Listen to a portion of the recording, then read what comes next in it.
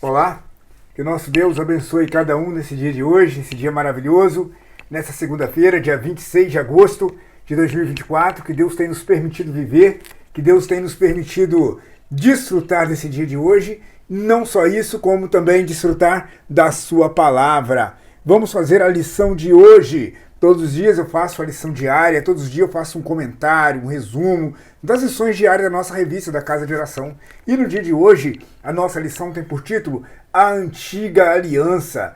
E a nossa lição se encontra em Deuteronômio. Deuteronômio no capítulo 5, o versículo 1, depois Deuteronômio capítulo 7, do versículo 6 ao versículo 11. Eu não vou ler todos os versículos agora não, mas eu vou lendo os versículos que vou comentando. Então, em Deuteronômio, capítulo 5, no versículo 1, a nossa lição diz o seguinte: chamou Moisés a todo Israel e disse-lhes: ouve, ó Israel, os estatutos e juízos que hoje vos falo aos ouvidos, e aprendê-los-ei e guardá-los-ei para cumprir.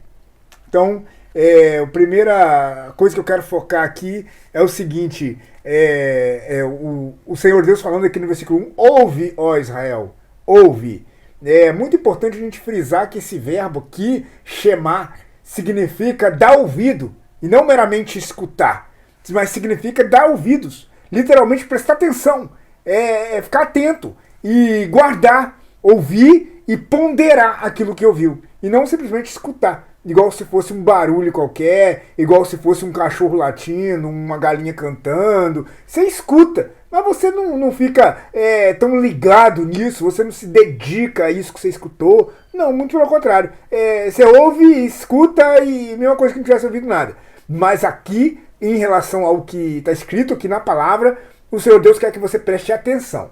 Ouve, chamar, ouve, presta atenção, dá ouvido o que eu vou falar com você. Então, um ponto que é pra gente prestar atenção aqui na nossa lição de hoje é que o Senhor Deus quer que você preste atenção quando Ele fala com você. O Senhor Deus quer que você dê ouvidos quando Ele fala com você. Ele quer que você pondera isso. Ele quer que você dê a devida atenção ao que Ele fala. E não ouve com coisa que fosse alguém qualquer falando, fosse alguma coisa qualquer fazendo barulho.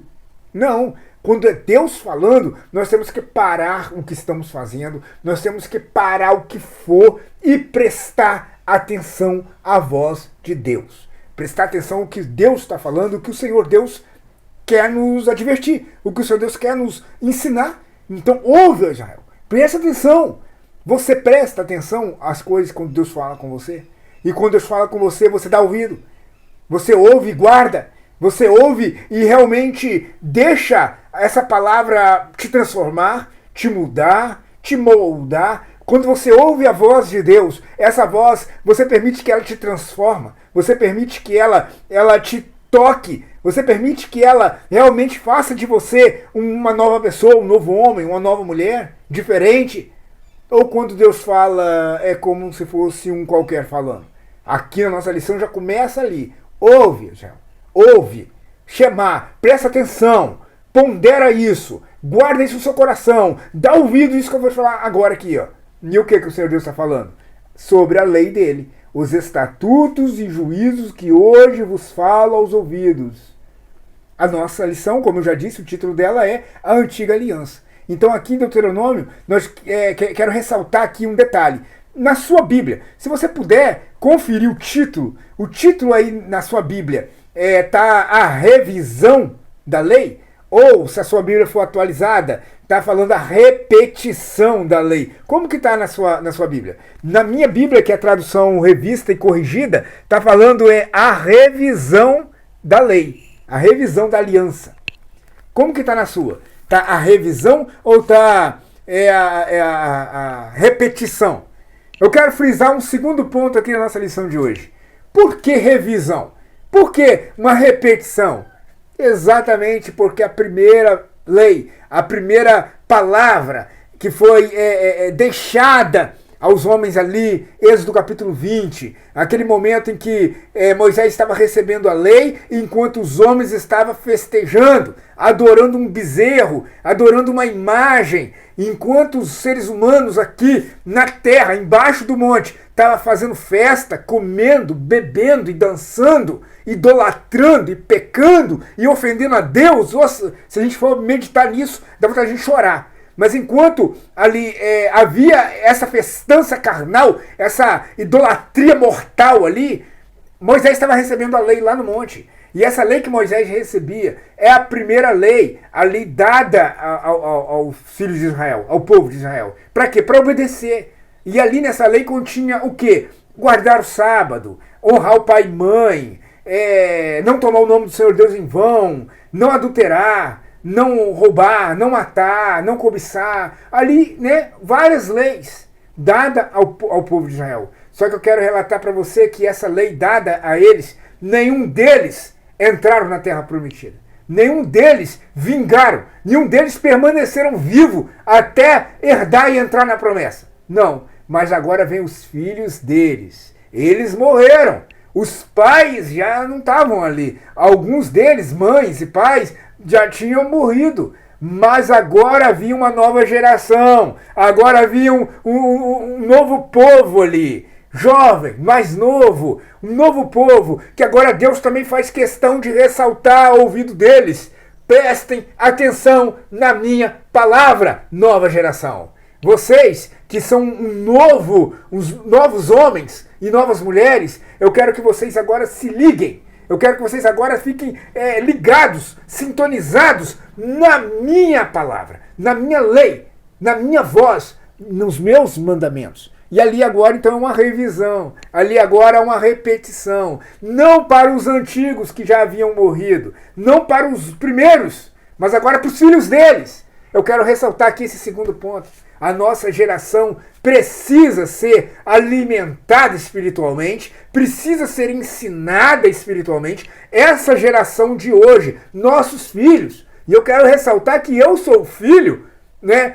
A minha mãe, por exemplo, ela me ensinou aquilo que ela aprendeu do pai dela e da mãe dela. O senhor Querirérico, o meu avô, que está na minha lembrança, e eu guardo boas lembranças dele, bons aprendizados dele, independentemente de qualquer coisa, porque ele ensinou o caminho da palavra, ele ensinou a verdade, ele ensinou o caminho reto, o caminho da palavra para os filhos. E os 11 filhos aprenderam isso, os 11 dele. E agora minha mãe, que é filha dele, me ensinou também. Mas eu estou vendo que o problema está nessa geração seguinte, nessa geração daqui para frente. Eu não sei porquê. Estão perdendo foco, estão perdendo a visão. Mas a palavra também quer advertir essa geração. A palavra também quer advertir e ensinar essa geraçãozinha também. Esse povinho aí, porque a palavra que foi dita aos pais também serve para os filhos. As palavras que foram advertidas aos ouvidos e aos corações dos mais velhos, dos pais, que agora já não existem, que agora já não está mais aqui,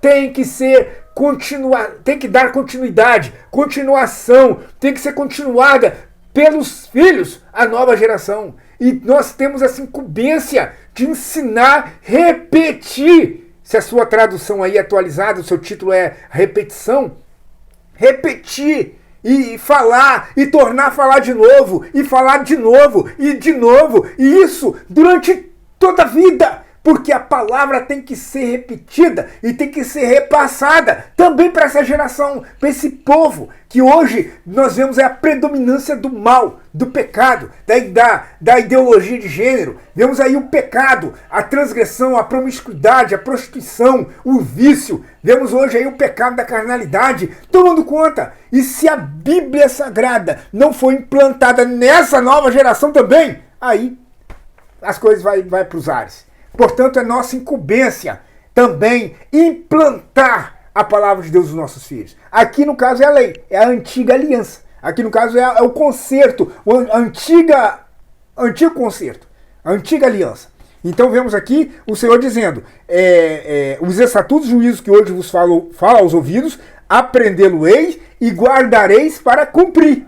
Duas coisas, aprender e cumprir. Nós temos que aprender. Queremos aprender tanta coisa. Queremos aprender a dirigir, queremos aprender a andar de moto, queremos aprender a ler, queremos aprender a escrever, queremos aprender a fazer tantas coisas. Mas a mais importante é aprender a vontade de Deus. É aprender qual a lei de Deus. Aprender o que Deus quer, o que Deus fala. Aprender sobre Deus.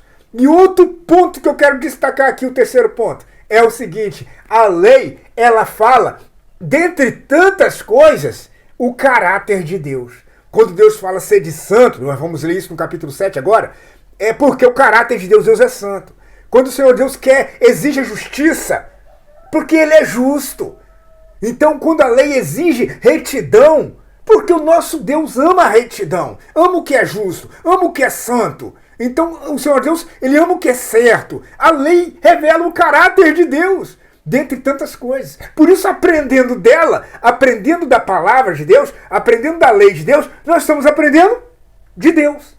Tá dando para entender? Então, por isso está aqui dois verbos importantes aí, o que nós temos compromisso. Aprender sobre a lei de Deus, aprender sobre a palavra, aprender de Deus e cumprir, obedecer. Não só ouvir e na hora de pôr em prática, não pôr em prática. Não só ouvir, mas na hora de executar, nós não executarmos. Não. Ouvir, aprender. E também, logo após que nós absorver o conteúdo da lei, absorver o conteúdo da palavra de Deus, cumprir, obedecer. Então isso Deus está passando a Israel. Quero ressaltar aqui isso. A lei foi dada a Israel. Você é Israel ou você é brasileiro? Você é judeu ou você é gentio? A lei foi dada a Israel. E nós não estamos debaixo da lei, mas nós estamos debaixo da graça. Eu já li, esse versículo com vocês já lá em Romanos. Então, capítulo 6, versículo 14, Romanos 6, 14. Nós não estamos debaixo da lei. Nós não estamos submisso, subordinado àquilo que a velha aliança, a lei fala. Não, nós estamos debaixo da graça. Mas é lógico que a lei também tem a nos ensinar. É óbvio que a lei também tem a nos revelar, como eu disse, o caráter de Deus. Romanos 6, versículo 14, fala o seguinte, porque o pecado não terá domínio sobre vós. Louvado seja Deus por isso. Pois não estáis debaixo da lei, mas da graça. Então nós não estamos debaixo da lei, estamos debaixo da graça. Então eu quero dizer para vocês, a lei foi dada a Israel, aos judeus, nós estamos debaixo da graça, porque nós cremos no Senhor Jesus Cristo, aceitamos Ele como nosso Salvador, nos arrependemos dos nossos pecados, portanto nós estamos debaixo dessa dispensação que nos perdoa, que nos lava, que nos purifica, que nos regenera, que nos transforma, nos faz melhor. Nós estamos debaixo da graça, do perdão de Deus, do favor imerecido de Deus, mesmo nós sendo pecadores, mesmo nós sendo transgressores, Deus nos amou e nos perdoou. Então nós estamos debaixo dessa dispensação, da graça, e não debaixo da lei, guardando a lei para poder seguir ela à risca, com coisa que a lei foi dada aos brasileiros, a lei foi dada a Israel. Mas tudo bem, vamos então passar para outro ponto aqui, capítulo 7 de Deuteronômio, agora a partir do versículo 6. O nosso tempo é escasso, não vai dar para detalhar muita coisa na nossa lição, mas o que o tempo permitir, nós vamos falando. No versículo 6 diz assim, porque povo santo és ao Senhor teu Deus. Então capítulo 7, verso 6, já tem um destaque aí. Porque povo santo, olha, Deus quer um povo santo. O que é santo? O que é ser santo? É isso que algumas religiões fazem, de canonizar uma pessoa, e essa pessoa agora é santa, então nós oramos a ela, nós nos dirigimos a ela. Isso quer ser santo? Claro que não! A palavra santo significa separado. Então o que Deus está dizendo aqui? Você é um povo separado, Israel. E você é um povo diferente dos outros povos. Os outros povos são idólatras, você não. Os outros povos são entregues à prostituição, você não. Os outros povos estão entregues a coisas erradas, a coisas que eu não aprovo, abominações, perversões. Você não. Você é povo santo. Então está aqui no versículo 6, já relatando a diferença que seria o povo de Deus. Ele seria um povo separado do mundo, um povo diferente do mundo. E eu quero destacar para você que a igreja do Senhor Jesus hoje é um povo separado. A igreja do Senhor Jesus hoje é um povo diferente, é um povo santo. Se você ler lá em 1 Pedro, isso vai ser lição durante essa semana. eu acho que é quarta-feira, né? Deixa eu ver aqui na revista. Qual o dia? Não, na sexta-feira, dia 30, nós vamos estudar isso. Nós somos povo santo, sacerdócio real, nação santa, raça eleita. Então nós vamos ver isso no dia 30. Mas a igreja do Senhor Jesus hoje também é um povo separado do mundo. A igreja não pode se contaminar com esse mundo. Tanto que a palavra igreja, eclesia, significa tirada para fora. Ela é tirada desse mundo, desse sistema. Ela não pertence a esse sistema mundano. Ela não pertence a este mundo. A igreja, ela é tirada para fora, eclesia. Então a igreja é esse povo santo, separado do mundo. Por isso, meu irmão, não se contamina com o pecado. Por isso, irmão, desvia de tudo que é errado, de tudo que é pecaminoso e tudo que ofende a Deus. Porque nós somos povo santo. Povo santo és ao Senhor teu Deus. O Senhor teu Deus te escolheu para que lhes fosse seu povo especial. Olha, exclusividade. Isso significa exclusividade. Nós somos exclusivos de Deus, para uso somente de Deus. Só pertencemos a Deus. E não podemos, então, permitir que esse mundo nos corrompa, que esse mundo nos contamine. Nós não podemos permitir que esse mundo nos seduza e nos engana, a ponto de a gente ficar iludido com as belezas daqui, iludido com as coisas supérfluas daqui. Não, prazeres mundanos não devem encher nossa mente. Dinheiro, poder, fama, isso não deve encher nossos olhos. Esse mundo, nada aqui deve nos atrair, nada aqui deve ser importante para nós, porque nós pertencemos a Deus, somos povo exclusivo dele, somos para uso exclusivo dele, sermos propriedade somente dele, e para ele, e para mais ninguém. Tá bom, versículo de número 7. O Senhor não tomou prazer em vós, nem vos escolheu, porque a vossa multidão era mais que a de todos os outros povos, pois vós éreis menos em número que todos os povos. Deus dizendo, eu não te escolhi porque você era grande, mas pelo contrário, você era o menor de todos os povos, você era o menor. Eu quero destacar aqui outro ponto, quero destacar aqui um ponto interessante, não é número que agrada a Deus. Tá dando para você perceber aqui no versículo 7? Não é número que agrada a Deus. Deus não está seduzido por quantidade, por número. Claro que não. O que Deus quer é qualidade. O que Deus quer é um povo que, mesmo pequeno numericamente, mas é um povo que faz a diferença. É um povo que agrada a Ele. É um povo que ama a Ele. É um povo que obedece a sua palavra. É um povo pequeno, mas é um povo numericamente baixo, mas que espiritualmente tem o poder de mover o mundo. Tem o poder de fazer o chão tremer com a oração. Tem o poder de abrir as portas da prisão. Tem o poder de lançar a montanha daqui para colar. É um povo pequeno, mas tem o poder de mover o mundo. E pregar o evangelho, e fazer o inferno estremecer, fazer o inferno tremer. A igreja é isso. Lembra? Eu gosto muito de citar um versículo que eu aprendi com o irmão Flauzino. Lucas 12, versículo 32. Lucas 12, versículo 32 fala o seguinte: não temais, ó pequeno rebanho. Não temais, pequeno rebanho, mostrando que o rebanho, que o povo de Deus, às vezes ele não vai ser aquele espetáculo monstruoso de grande. Não.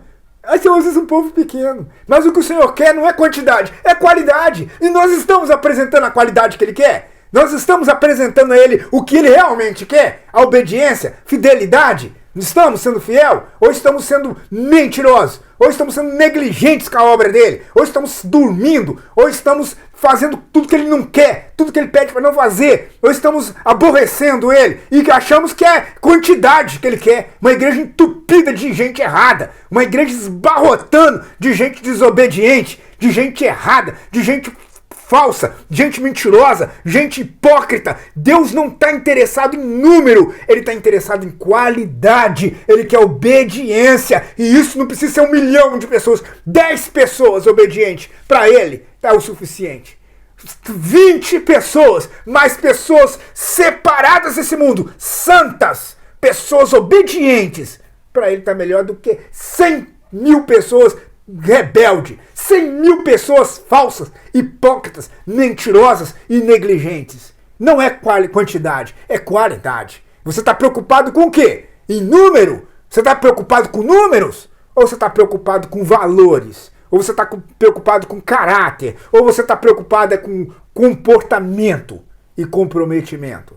Vamos prosseguir. Como eu falei, o nosso tempo é escasso. Versículo 8. Mas, porque o Senhor vos amava, olha o amor de Deus manifesto aí. O amor de Deus, que é um amor eterno. Jeremias 31, versículo 3. Com amor eterno te amei. Deus mostrando que ama. Deus mostrando que é um Deus de amor.